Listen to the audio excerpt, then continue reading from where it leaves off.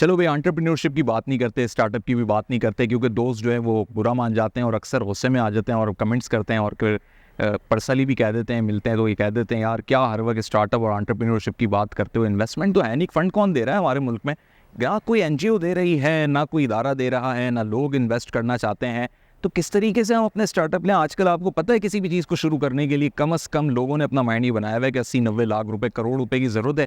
छोटा सा रेस्टोरेंट भी खोलना है तो 1.5-2 करोड़ रुपए तो वैसे ही चाहिए। अब जब लोगों ने अपना जहन बनाया हुआ है और वो कहते हैं जी एंटरप्रेन्योरशिप और स्टार्टअप की बात नहीं करो, तो मैंने कहा चलो ठीक है, नहीं करते, हम जॉब्स की बात कर लेते हैं। फिर मैंने उनसे कहा मेरा एक सवाल है कि मुझे बताओ कि पाकिस्तान के अंदर टॉप 10 वेबसाइट्स जो जॉब्स प्रोवाइड करती हों कौन सी है?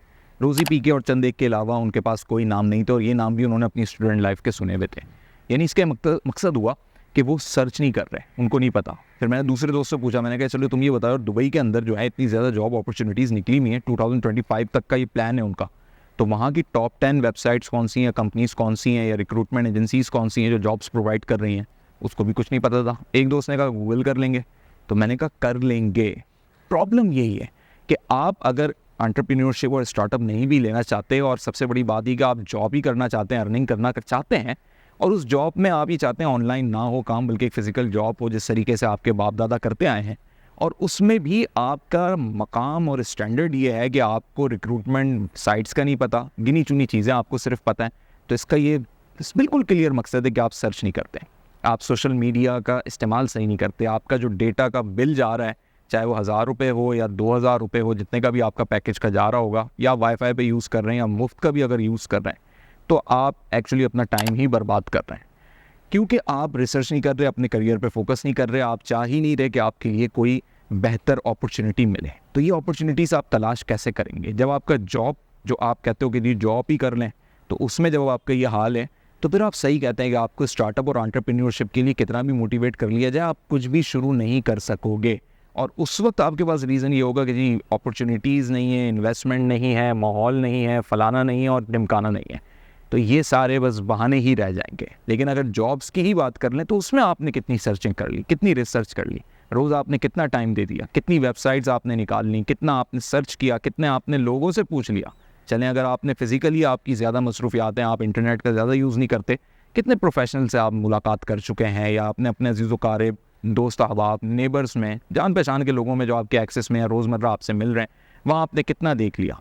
और तो और सबसे बड़ी अफसोस की बात ये कि जो लोग जॉब पर हैं और वो आगे नहीं बढ़ पा रहे, तो वो एक सिंपल उनका एक बड़ा अच्छा सा जुमला होता है, और वो बड़ा बुरा लगता है मुझे, क्यों कहते हैं अपॉर्चुनिटीज़ ही नहीं है।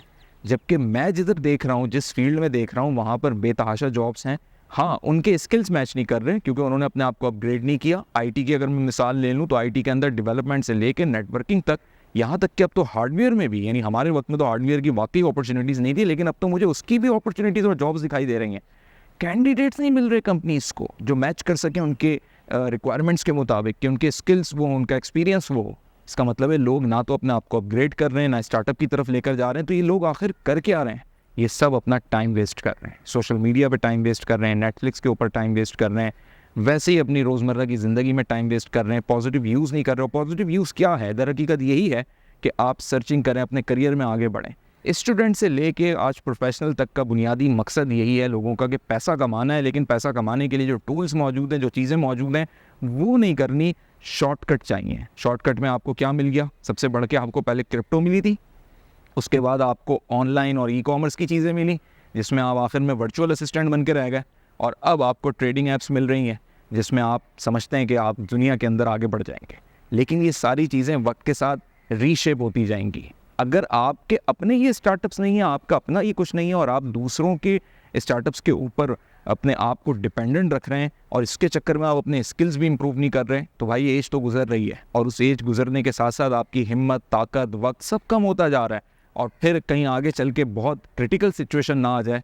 अभी से सोचो, सही जगह वक्त लगाओ।